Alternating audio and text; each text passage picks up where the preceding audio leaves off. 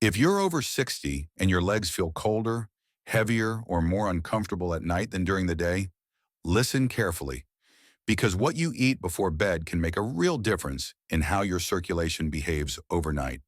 I'm Dr. Jonathan Reid.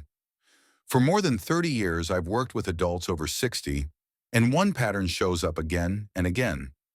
Leg circulation often struggles the most at night when the body is resting and movement is no longer helping blood flow. This is not just normal aging. Many seniors sleep comfortably through the night without cold feet, tingling, or that heavy, tight feeling in the legs. But when these symptoms appear, they usually point to specific changes in blood vessel function that happen after 60, especially during the nighttime hours. Here's what most people are never told. At night, circulation doesn't have the same backup systems it has during the day. Muscles aren't assisting blood flow. Gravity is working against the legs, and age-related changes in the blood vessels become much more noticeable. That's why nighttime is a critical window for supporting leg circulation. Not with effort, but with the right kind of nutritional support. In this video, I'm going to walk you through the top 5 foods that can support leg circulation overnight when eaten before bed. Each one works in a different way. One helps restore nitric oxide, another protects the inner lining of your blood vessels. Others support microcirculation and vascular flexibility, all processes that naturally decline with age. If you've noticed cold feet, nighttime tingling, restless legs, or heaviness that's worse in the evening, stay with me until the end. The number one food on this list plays a foundational role in nighttime circulation, and when it's used correctly, it helps the others work better too. If this information is helpful, take a moment to like the video so more seniors can find it. And if your legs feel worse at night, leave a comment below. That pattern matters. Let's get started. Number 5, aged garlic. This one supports vascular flexibility, not speed, not force. It's important to be clear from the start. Aged garlic is not the same as raw garlic. Raw garlic can be irritating to the stomach. Aged garlic is processed slowly, which changes how its sulfur compounds behave in the body. That difference matters after 60. As we age, blood vessels gradually lose elasticity. They don't expand and recoil as easily as they once did. When vessels become stiffer, circulation in the legs becomes less adaptable, especially at night, when movement no longer assists blood flow. Aged garlic helps support vessel flexibility over time. It reduces low-grade vascular stiffness and supports smoother blood flow without forcing dilation. This is why it's often helpful for seniors who describe their legs as a cold rather than painful, or heavy but not swollen, or uncomfortable at night without sharp symptoms. Aged garlic does not act like a stimulant. It doesn't push circulation. It supports how blood vessels respond. That makes it appropriate for evening use, but with realistic expectations. This is longer-term support, not an overnight fix. I often see this pattern in adults in their early 70s. One example is Frank, age 74. Frank described his feet as cold most nights once he lay down. No pain, no tingling, just a persistent chill that made it harder to relax. His daytime circulation was acceptable. Blood pressure was controlled, but vessel flexibility had declined with age.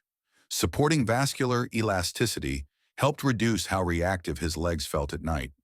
Not immediately, but gradually. That distinction matters. Aged garlic works upstream. It improves the environment blood flows through. Because of that, it belongs earlier in this list. It prepares the vessels, it doesn't control nighttime timing, and it doesn't replace other supports we'll discuss next. If your main issue is cold legs at night, especially with a history of blood pressure concerns, aged garlic can be a reasonable foundation. Just don't expect it to act quickly, and don't stack it aggressively. This is maintenance biology.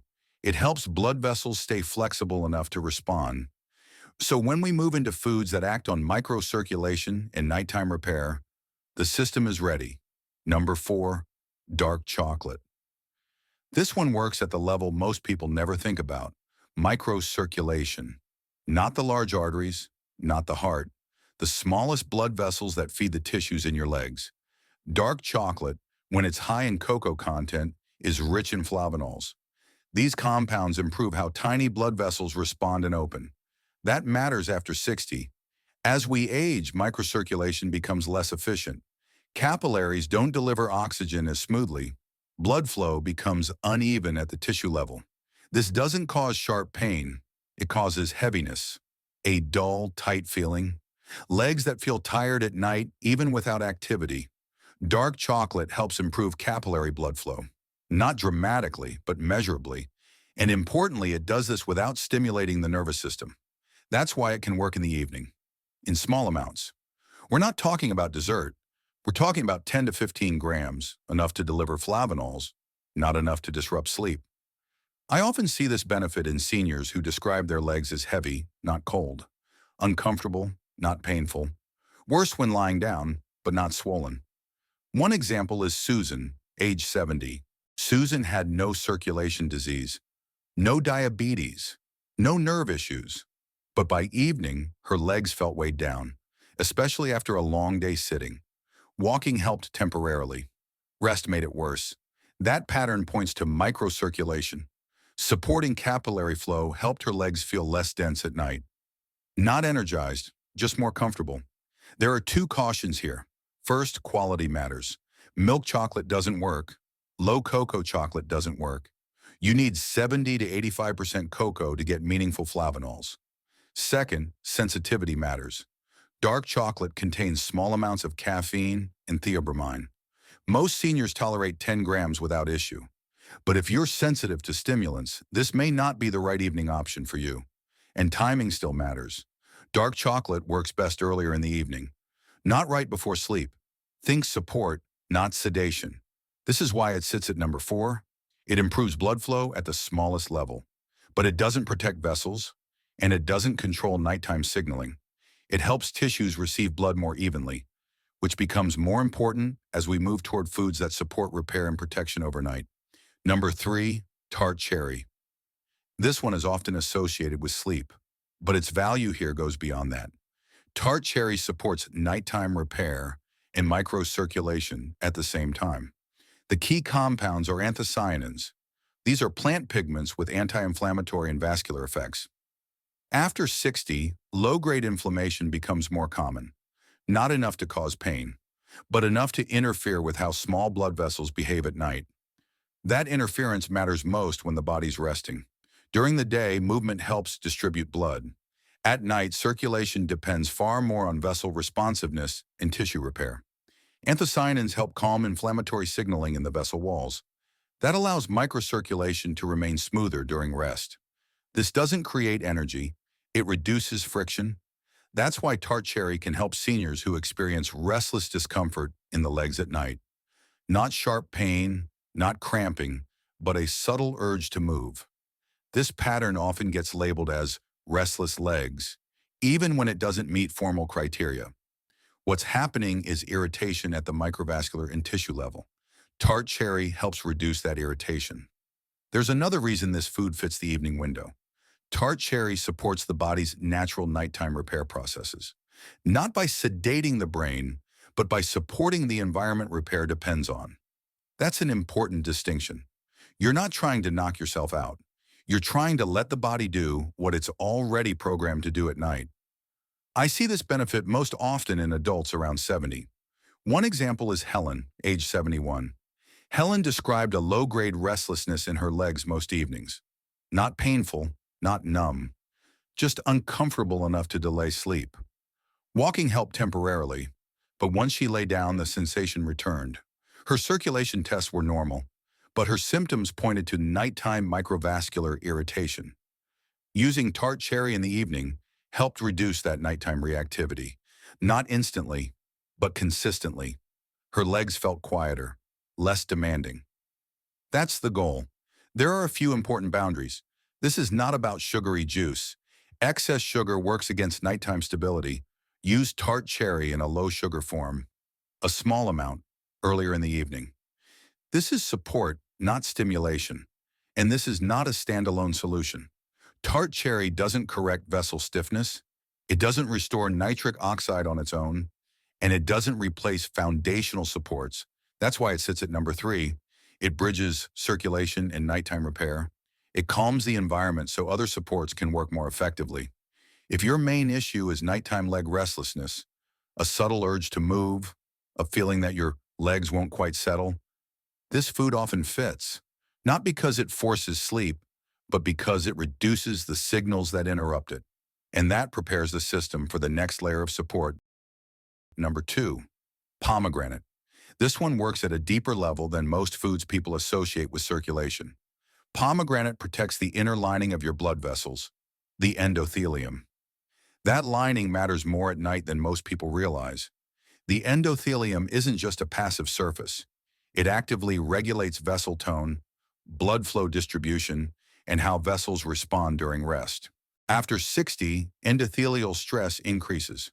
Oxidative damage accumulates, and the smallest vessels in the legs become less responsive, especially overnight. Pomegranate is rich in polyphenols, particularly punicalagins. These compounds protect endothelial cells from oxidative injury. This doesn't force blood flow. It preserves the system that allows blood to flow properly. That distinction is critical. Many circulation strategies try to push blood through aging vessels. Pomegranate does the opposite.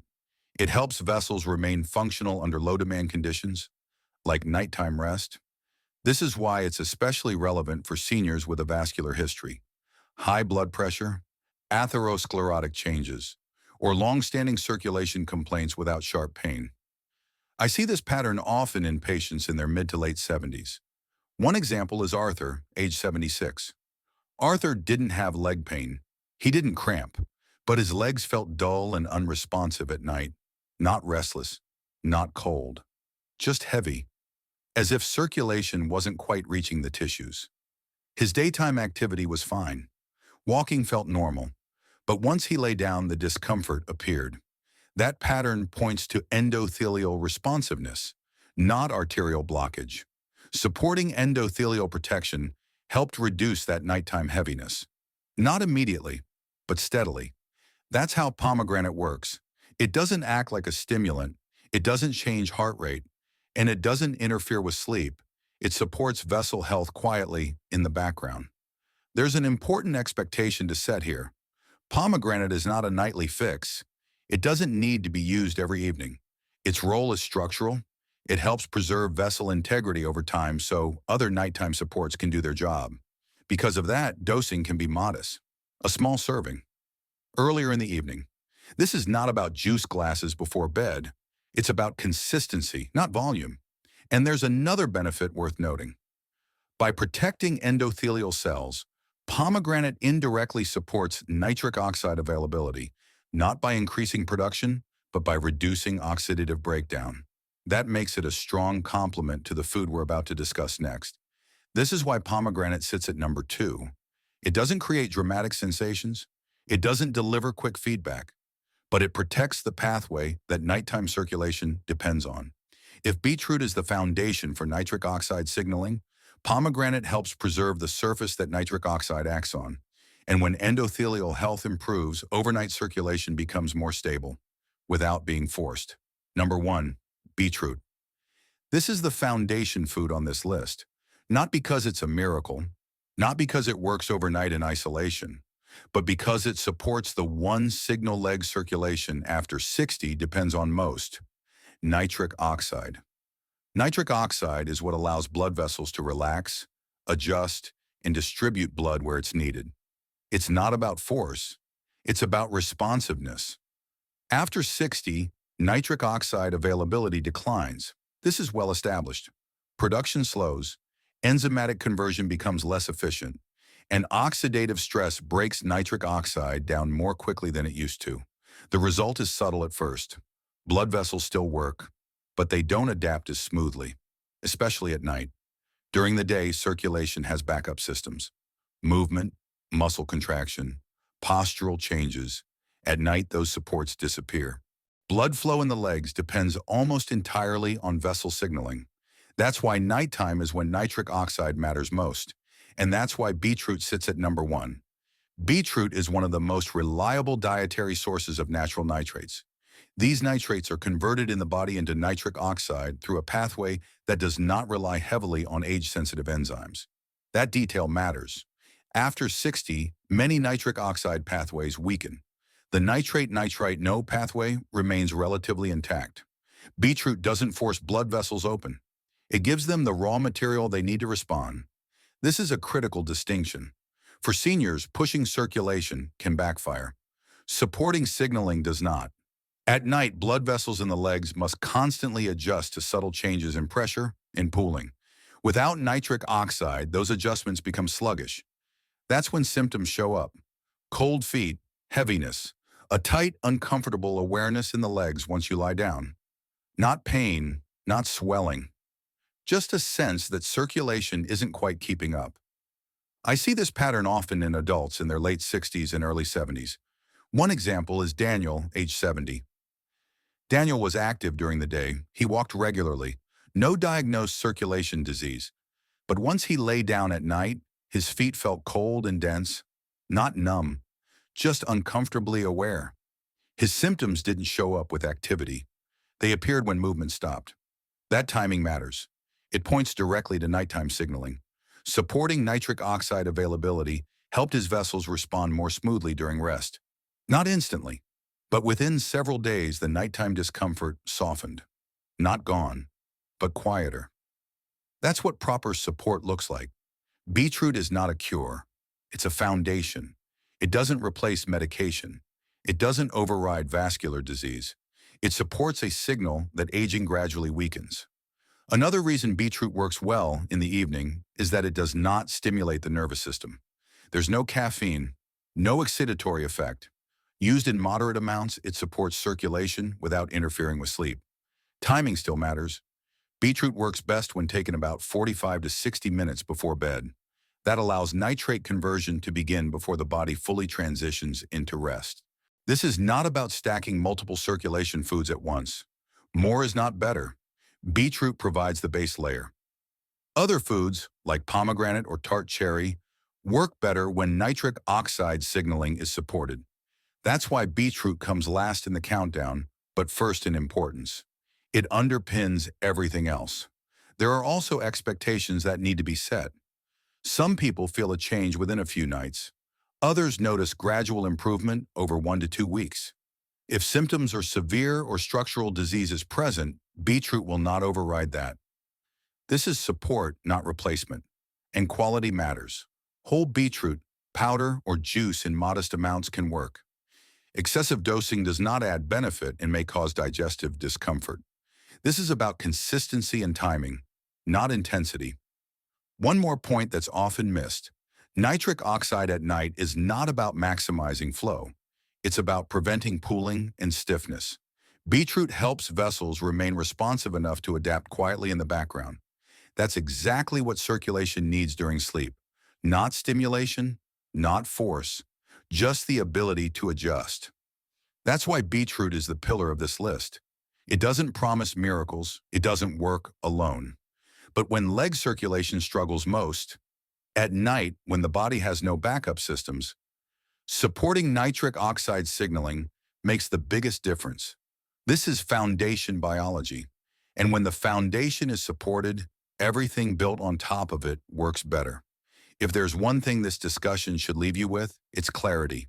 Not reassurance, not motivation, understanding. What we've been looking at is not a collection of tricks or shortcuts. It's a system. Leg circulation after 60 doesn't fail suddenly. It changes how it behaves, especially during rest. During the day, the body has multiple ways to compensate. At night, those compensations fade, and the system has to rely on its internal architecture alone. That's when patterns emerge. Not dramatic ones, subtle ones. The kind that don't cause pain, but create awareness. The kind that don't show up on basic tests, but still affect how you feel. That's why so many seniors are told everything looks normal, and yet something still feels off. What matters here is not forcing the system to act younger. It's supporting how it actually works now. Aging doesn't mean blood vessels stop functioning. It means they become less forgiving, less able to adapt quietly to changes in pressure, posture, and rest, less buffered against minor disruptions. When those buffers thin, The body becomes more sensitive to timing. Timing of signals, timing of repair, timing of support. That's the thread running through everything we've discussed. This is also why outcomes vary so widely between people of the same age. One person sleeps comfortably through the night, another notices discomfort, even though they're active and attentive to their health. That difference is not discipline. It's physiology. And physiology, when understood, can often be supported. Not aggressively, not all at once, but intelligently. This approach doesn't promise dramatic overnight change, and that's intentional. Real support tends to feel quieter than quick fixes, less like a switch being flipped, more like friction being reduced. Over time, the system holds together better. That's what success looks like here. Not the absence of sensation, but the absence of disruption, not perfection, but stability. It's also important to say this clearly. Food-based strategies are not a substitute for medical care. If there is known vascular disease, nerve damage, or metabolic illness, those require proper evaluation. But many seniors exist in a middle space, not sick enough for a diagnosis, not comfortable enough to ignore what they're feeling. That's where understanding matters most. When you can recognize why something happens, you stop interpreting it as a personal failure. You stop blaming habits that aren't the cause. You stop chasing solutions that don't match the problem. You begin responding to signals instead of fighting symptoms. And that shift alone changes how the experience feels. Clarity reduces friction. Confidence reduces noise. That's the real value of this conversation. Not a list of foods, not a routine, but a way of seeing what your body is doing and why. If this helped you understand your own experience more clearly, you can support this work by sharing it with someone your age who's been dealing with similar changes. And if you recognize these patterns in yourself, you're welcome to leave a comment with your age and what you notice. Those patterns matter. Here the focus is simple. Clear biology, no hype, no fear, just practical understanding of how the body changes with age and how to work with it instead of against it. Once you understand the system, the symptoms stop feeling random. I'll see you in the next video.